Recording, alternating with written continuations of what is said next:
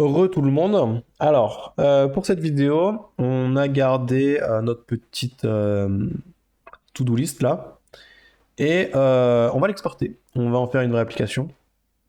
Donc pour ça, on va créer une page. On a nécessairement besoin d'une page euh, avec le path vide. Ça, c'est notre page principale. Donc on va rajouter notre composant qui s'appelle new component comme le nom de la page parce que j'ai pas nommé mes fichiers. Faut nommer ces fichiers, hein. Main. Et voilà. On va rendre ça un peu plus beau quand même. On se respecte un minimum. Donc dans New Component, on va rajouter un petit display flex en direction verticale avec un gap. Et on va venir rajouter un petit spacing. Et ça me permet d'introduire le concept de token. Là, toutes les valeurs que je mets, c'est des valeurs un peu magiques, je le fais à l'arrache, c'est pas comme ça qu'il faut le faire. La bonne façon de faire, ça va être de réutiliser les variables, les mêmes valeurs un peu partout dans notre application. C'est-à-dire que si notre espace entre deux éléments est de 11 pixels, ça devrait être 11 pixels partout. Le problème, c'est que on va pas centraliser ça dans une variable, dans un fichier de configuration. C'est pour ça qu'il y a les tokens. Alors les tokens, ça va être le troisième élément, donc en fait la petite chaîne qui est au milieu ici. C'est des valeurs qui vont être preset pour notre thème. Donc là, on va pouvoir prendre S par exemple, ça va être 12 pixels. Et le padding, on va prendre M, ça va être 16 pixels. Et c'est beaucoup mieux d'utiliser les valeurs qui sont ici, parce que ça va être les mêmes un peu partout. On va pouvoir même changer un petit peu l'espacement qui est là, dans la carte. On a mis un gap de 12 pixels, on va prendre du coup le S qui est 12 pixels.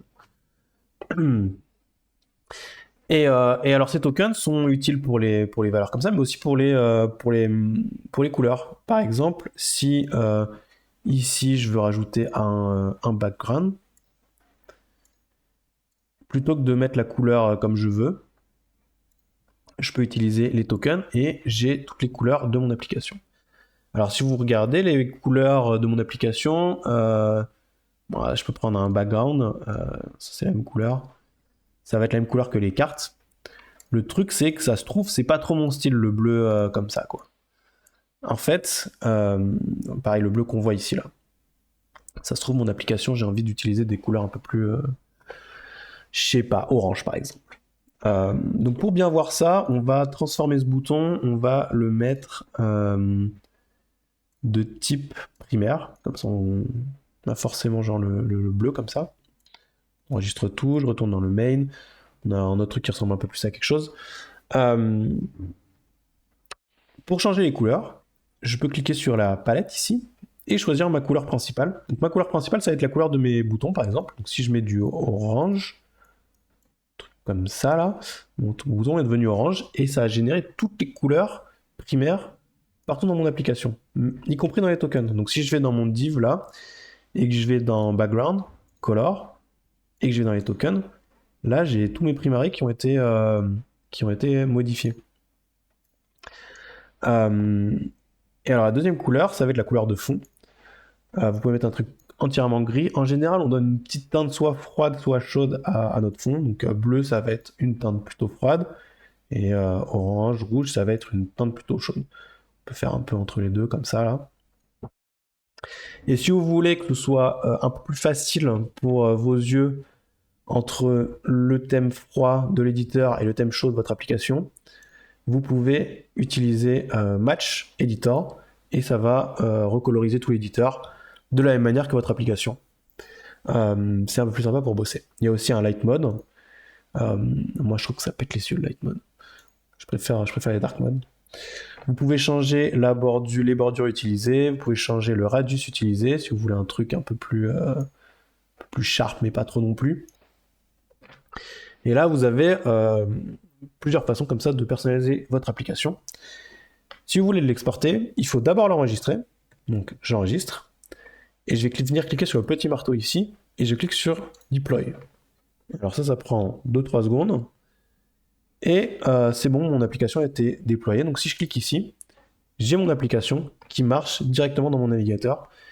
Et il n'y a plus de Luna Park, c'est-à-dire que tout a été généré pour que ce soit hyper rapide à utiliser. Et, euh, et alors, si j'ai envie de l'héberger moi-même, je vais fermer ça, je peux télécharger les sources avec le bouton Download. Donc, si je clique ici, j'ai mon fichier, j'ai mes fichiers qui sont générés avec tout mon CSS et tout mon JavaScript. Et alors ça, je peux l'héberger où je veux. C'est-à-dire que je le mets dans mon hébergeur et ça va donner exactement la même chose. Ça marche sans Luna Park. Enfin, vous pouvez télécharger une version exécutable de votre application, soit version portable, soit en version installeur. Alors je vous explique la différence entre les deux. On va générer la version portable. La version portable, ça va être une version qui va être un exécutable qui va pouvoir se lancer tout de suite sans installer l'application. Alors que la version installeur, il va falloir l'installer. Vous allez me dire, c'est quoi l'intérêt? En fait, il y a deux intérêts à avoir un installeur. La version portable, elle s'exécute avec une technologie qui s'appelle WebView. Et cette technologie n'est pas forcément présente sur tous les ordinateurs. C'est-à-dire que elle est présente sur Windows 11 par exemple. Sur Windows 7, je suis pas sûr qu'elle y soit présente par défaut. Peut-être qu'un autre logiciel l'a installé, mais si c'est pas le cas, l'installeur va installer cette technologie pour que ça puisse marcher. Le deuxième avantage, c'est que, juste pour revenir sur le fait que ce soit un exécutable, là voilà, ça marche sans navigateur. J'ai créé un logiciel en gros. Je vais le fermer. Donc dans le deuxième avantage, c'est que dans les settings, en fait, je peux mettre une version. Et du coup, ça me permet de distribuer des mises à jour pour mes utilisateurs. Comme ça, ils ont juste à réutiliser l'installeur et ça va venir installer par-dessus l'application. Et les icônes, par exemple les shortcuts, vont rester les mêmes. Là où, avec une version portable, faut supprimer les anciennes versions portables pour mettre les nouvelles, etc. Alors dans toutes les options qui sont là, pour vous expliquer rapidement à quoi ça sert, l'app name c'est assez explicite. PWA c'est juste pour savoir si vous voulez faire une progressive web app ou pas. Le mode historique, en fait, ça va défendre de comment est-ce qu'on va gérer les différentes pages de votre application. Le plus simple, c'est le hash mode qui marche dans tous les cas. Le web mode, ça va être utiliser un slash normal, c'est-à-dire ça va être slash option comme ça. Là où le hash mode, ça va ressembler à ça. Le problème d'utiliser un web mode, c'est qu'il va falloir configurer notre serveur pour que toutes les pages qui servent soient notre index.html.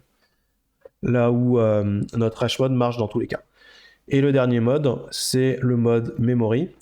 En fait, il n'y a pas de, vous voyez pas d'URL changé dans votre barre d'adresse. Ça peut servir, c'est sûr que ça marche partout, mais c'est peut-être pas très moins pratique pour vos utilisateurs.